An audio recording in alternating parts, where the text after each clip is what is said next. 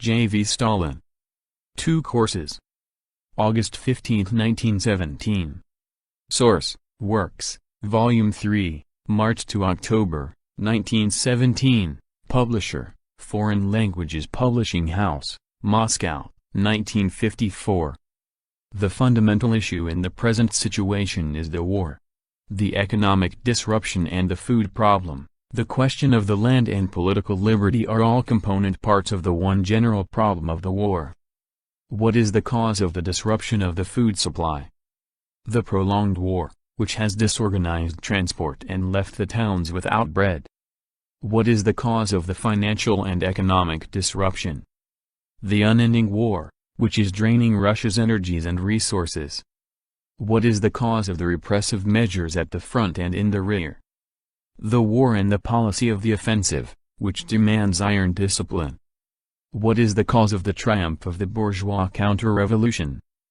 The whole course of the war, which demands ever new thousands of millions, while our native bourgeoisie, supported by the Allied bourgeoisie, refuses to grant credits unless the principal gains of the revolution are annulled. And so on, and so forth. In view of this, the way to settle all the various crises which are now strangling the country is to settle the question of the war. But how is this to be done?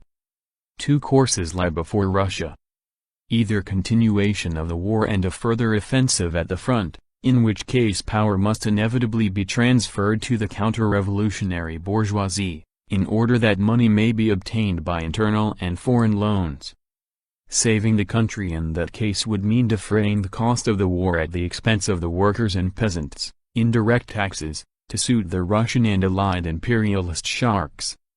Or transfer of power to the workers and peasants, declaration of democratic terms of peace and cessation of the war, in order to advance the revolution further by transferring the land to the peasants, establishing workers' control over industry and restoring the collapsing national economy at the expense of the profits of the capitalists and landlords.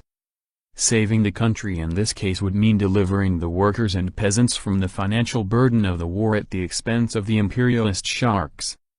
The first course would lead to the dictatorship of the landlords and capitalists over the toilers, to the imposition of crushing taxation on the country, to the gradual bartering away of Russia to foreign capitalists, concessions, and to the conversion of Russia into a colony of Britain, America and France. The second course would usher in an era of workers' revolutions in the West, snap the financial ties that bind Russia, shake the very foundations of bourgeois rule and pave the way for the real emancipation of Russia.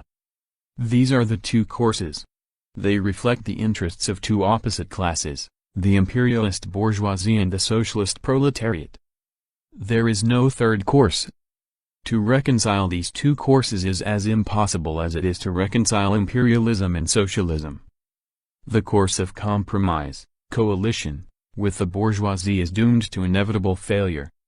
Coalition on the basis of a democratic platform, such is the solution, write the defensist gentry in connection with the Moscow Conference, is Vestia, see footnote 1. Not true, messieurs the compromisers. 3 times have you arranged coalitions with the bourgeoisie, and each time you have landed in a new crisis of power. Why? Because coalition with the bourgeoisie is a false course, one that would cover up the evils of the present situation. Because coalition is either an empty word, or else a means by which the imperialist bourgeoisie can strengthen its power with the helping hand of the socialists. Did not the present coalition government, which tried to seat itself between the 2 camps, eventually go over to the side of imperialism? Why has the Moscow Conference been convened, if not to consolidate the position of the counter-revolutionaries and receive sanction, and credits, for this step from the men of the land? What does Kerensky's speech at the conference appealing for sacrifice and class self-denial in the interests, of course, of the country and the war amount to, if not to an appeal for the consolidation of imperialism?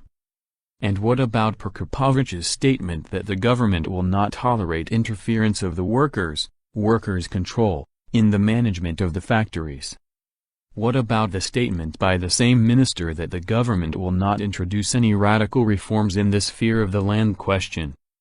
What about Nekrasov's statement that the government will not consent to confiscation of private property?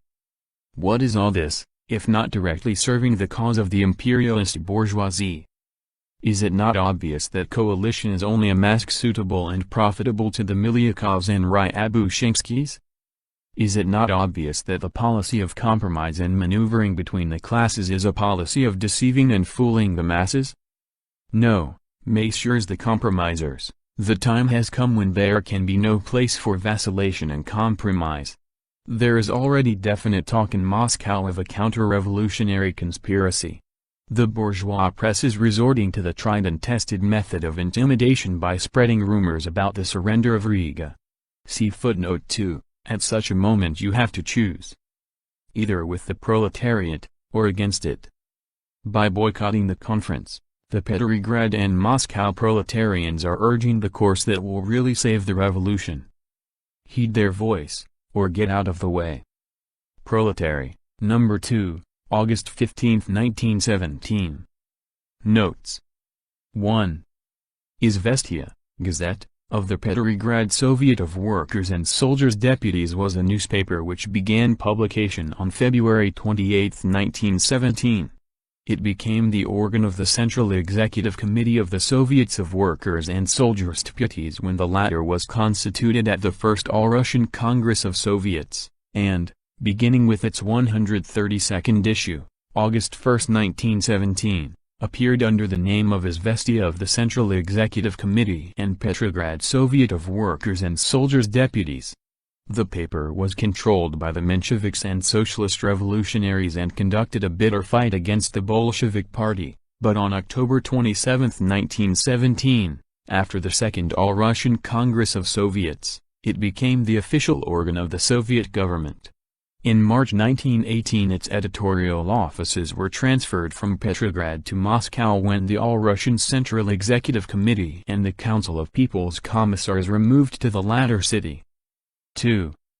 On August 19, 1917, the German army began operations for piercing the Russian front at Riga. The Russian troops put up vigorous resistance, but the Supreme Command, represented by Kornilov, ordered a retreat, and on August 21 Riga was occupied by the Germans. The city was surrendered by Kornilov in order to create a threat to revolutionary Petrograd, secure the withdrawal of the Revolutionary Army units from that city, and thus facilitate the plot against the revolution. End of 2 courses. By J.V. Stalin.